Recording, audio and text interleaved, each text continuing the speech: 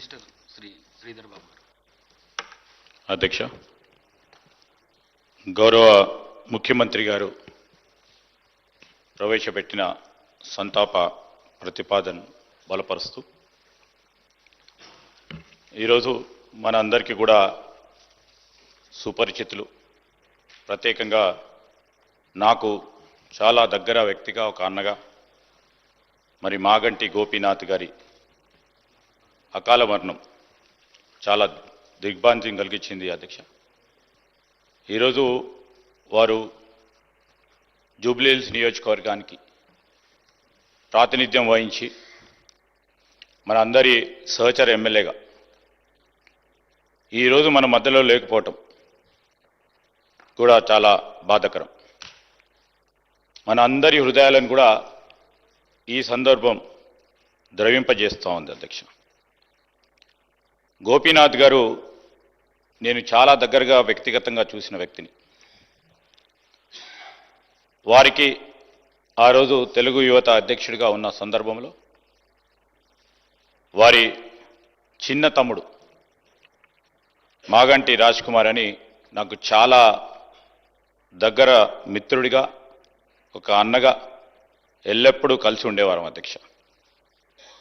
ఆనాడు వారి కుటుంబం అనుకోని పరిస్థితుల్లో మరి వారి తమ్ముడిని, గోపీనాథ్ గారి తమ్ముడిని కోల్పోవటం,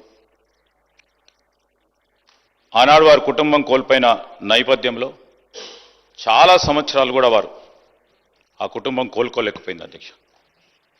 మరి అమ్మగారు, మరి ఇద్దరు అన్నలు, ఆ కుటుంబం అంతా కూడా చాలా బాధతో, హృదయంతో అనేక సంవత్సరాలు కూడా గడిచిపోయిన తర్వాత చాలా సంవత్సరాలు రాజకీయంలో ఉండి తెలుగు యువత అధ్యక్షుడిగా అనేక సంవత్సరాలు పనిచేస్తూ అనేక సందర్భాల్లో, ఇప్పుడు పెద్దలందరూ ఉన్నారు ఇక్కడ, శ్రీనివాస్ యాదవ్ గారు కానీ, వారి సహచరుడిగా అనేక సంవత్సరాలుగా ప్రతి సందర్భంలో కూడా టికెట్ గురించి ప్రయత్నం చేసేవారు. కానీ రాజకీయం అంటే అందరికీ తెలుసు అధ్యక్ష, ఎప్పుడు ఎవరికి ఏ విధంగా అవకాశం వస్తుందో మన చేతిలో లేదు. చాలా సంవత్సరాల తర్వాత వారికి అవకాశం వచ్చినప్పుడు జూబ్లీహిల్స్ సంబంధించి శాసనసభ్యుడిగా నిలబడటానికి అవకాశం వచ్చినప్పుడు వారు మాతోని సంప్రదించినప్పుడు మేము ఒకటే చెప్పాం, కష్టంగా ఉన్న, ఇష్టంగా ఉన్న అవకాశం వచ్చినప్పుడు తప్పకుండా మీరు నిలబడి ముందుకు నడవాలంటే ఆ సందర్భాన్ని పురస్కరించుకొని వారు ప్రజాప్రతినిధిగా వారి రాజకీయ జీవితాన్ని ఆరంగేట్రం చేయటం జరిగింది అధ్యక్ష. ఒక ప్రజాప్రతినిధి మాత్రమే కాదు, వారు ప్రజల మనసులో నిలిచిపోయే విధంగా సేవ చేస్తూ ఒక మానవతావాదిగా నిలిచిన వ్యక్తి, ఒక మృదు స్వభావి. ఆయన వ్యక్తిత్వంలో ప్రతి సందర్భంలో కూడా నిజాయితీ, అందరితో కూడా కలిసిమెలిసి మెలిగే గుణం ప్రధానంగా కనిపించేవి అధ్యక్ష. జూబ్లీహిల్స్ అంటే మొత్తం రాష్ట్రంలోనే ఒక చాలా ఇంపార్టెంట్ నియోజకవర్గం. ఆ ప్రాంతంలో సేవలు చేస్తూ ఇంకా ఏదో చేయాలనే ఒక తలంపుతో ముందుకు నడిచిన వ్యక్తి. అభివృద్ధి పనులు కానీ, పేద ప్రజలకు సంబంధించి వారి అండగా నిలబడటానికి, అనునిత్యం వారి సమస్యలను పరిష్కారం చేయడానికి మరి స్వర్గీయులైన గోపీనాథ్ గారు కృషి చేయటం జరిగింది. సభలో వారి లేని లోటును స్పష్టంగా మనం చూస్తూ ఉన్నాం.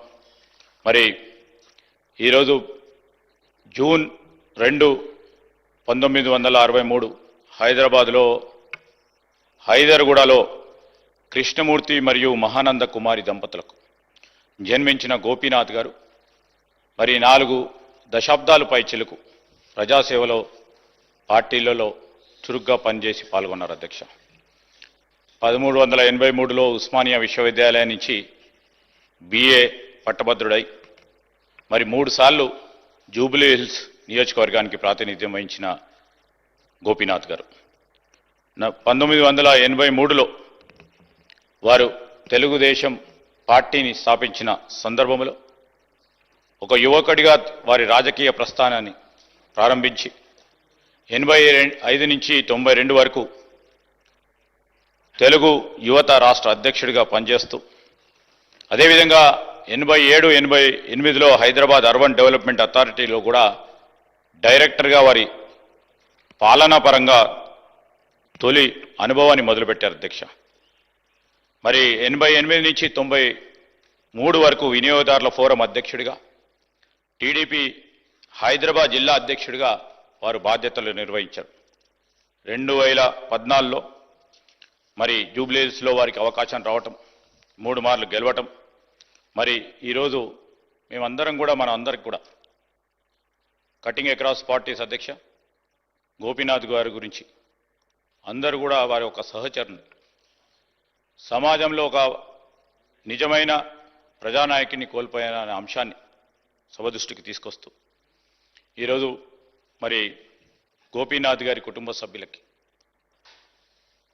అభిమానులకి, జూబ్లీహిల్స్ ప్రజలకి సభ పక్షాన కూడా మా హృదయపూర్వక సానుభూతిని తెలియజేస్తా ఉన్నాం అధ్యక్ష.